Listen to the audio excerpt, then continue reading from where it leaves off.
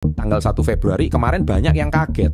Bangun pagi, terus lihat kurs, tiba-tiba dolar jatuh ke Rp8.000, masuk berita di mana-mana. Publik digemparkan dengan harga tukar dolar rupiah yang turun 2 kali lipat menjadi 8 ribuan. Anjloknya kurs dolar Amerika Serikat ke rupiah di mesin pencarian Google menghebohkan publik. 1 dolar Amerika menjadi Rp8.000. Bayangin, awalnya kalian mikir asik nih, dolar sudah murah lagi.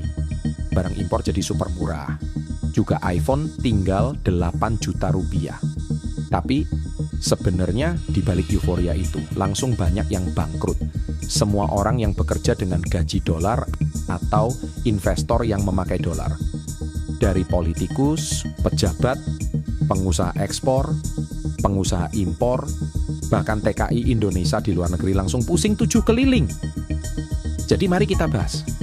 Apa yang terjadi kalau dolar menjadi 8.000 dalam satu hari? Walaupun itu nggak mungkin ya, karena sudah ditetapkan kalau dolar 16.000 sama Bu Sri Mulyani. Jadi mau sampai 16.800 kayak Krismon tahun 98. Itu juga masih 16.000. Tapi nggak apa-apa. Kita tetap bahas, dan buat yang nonton, perlu tahu kenapa kamu juga perlu punya tabungan mata uang US dollar.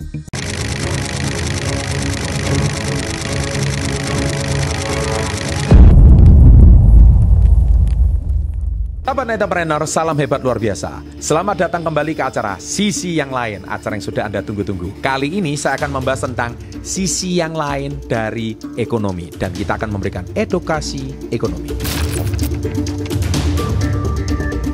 Memang sih, kurs Rp8.000 kayaknya ngasih kesan rupiah super kuat dan bikin harga impor jadi murahan.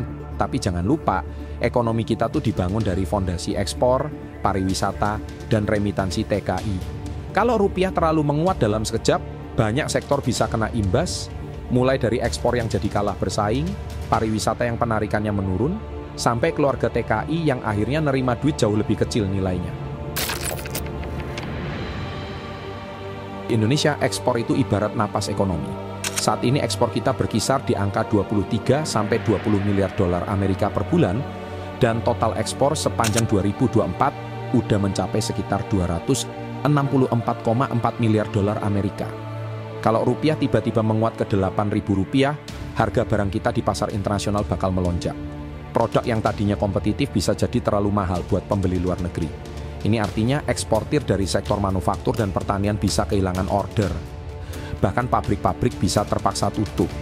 Surplus perdagangan pun bisa berubah jadi defisit, yang tentu aja bikin investor asing jadi ragu. Sektor pariwisata juga jadi salah satu penyumbang devisa utama kita. Pada tahun 2022, pendapatan devisa dari pariwisata tercatat sekitar 7,03 miliar dolar Amerika, dan di periode Januari sampai Juni 2023 mencapai sekitar 6,08 miliar dolar Amerika. Rupiah yang terlalu kuat bikin harga-harga lokal jadi lebih mahal bagi turis asing. Akibatnya, wisatawan bakal mikir 2 kali buat berkunjung, bahkan bisa turun drastis jumlah kunjungannya. Ini artinya pendapatan devisa dari sektor pariwisata bakal menurun, dan industri perhotelan, transportasi, serta kuliner yang bergantung pada kunjungan turis jadi kena imbas besar. Remitansi TKI adalah nyawa devisa yang stabil buat negara. Data remitansi tahun 2023, remitansi TKI mencapai sekitar 14,22 miliar dolar yang menyumbang sekitar 1,05% dari PDB, dan nilainya naik 10,68% dibandingkan tahun sebelumnya. Nah, kalau rupiah tiba-tiba menguat ke Rp8.000, konversi remitansi jadi jauh lebih rendah. Meskipun jumlah dolar yang dikirim sama, nilai rupiah yang diterima oleh keluarga TKI bakal berkurang drastis. Ini artinya, kesejahteraan keluarga TKI bisa menurun, dan kontribusi positif remitansi terhadap perekonomian pun jadi berkurang. Jadi meskipun imajinasi tentang dolar 8.000 bikin ngiler karena barang impor jadi super murah, realitanya jauh lebih ngenes. Ekspor. Produk Indonesia yang selama ini bersaing di pasar global bisa kehilangan daya saingnya karena harga jual yang jadi terlalu tinggi. Pariwisata. Pendapatan devisa dari pariwisata yang udah mencapai 7,03 miliar dolar bisa runtuh karena turis asing jadi enggan bayar harga mahal. Remitansi TKI, keluarga TKI yang selama ini nerima kontribusi sebesar 14,22 miliar dolar per tahun, bakal menerima nilai yang jauh lebih kecil, mempengaruhi daya beli mereka secara signifikan. Intinya, menjaga kurs di sekitar Rp16.000 per dolar itu bukan soal lemah atau kuat, tapi soal stabilitas. Dengan kurs yang stabil, eksportir tetap kompetitif, turis asing betah, dan keluarga TKI tetap merasakan manfaat penuh dari remitansi yang masuk. Jadi daripada bereksperimen dengan kurs ekstrim yang bisa undang resesi, mending kita pertahankan kestabilan demi ekonomi yang lebih sehat dan berkelanjutan. Jadi kalau kamu hari ini mau nyimpan dolar di Indonesia, ada bagusnya juga kan setelah tahu ini semua? Dolar dari 8.000 jadi 16.000 loh dalam 10 tahunan ini.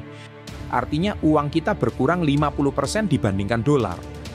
Nah, kalau kamu sendiri gimana? Suka dolar mahal atau suka dolar murah? Nah, demikian para sahabat SP30 setelah Anda mendengarkan acara sisi yang lain. Semoga dari acara sisi yang lain ini Anda bisa melihat dari sudut pandang yang berbeda daripada media-media lain yang Anda tonton, yang viral, yang banyak, tapi belum tentu ada esensi edukasinya.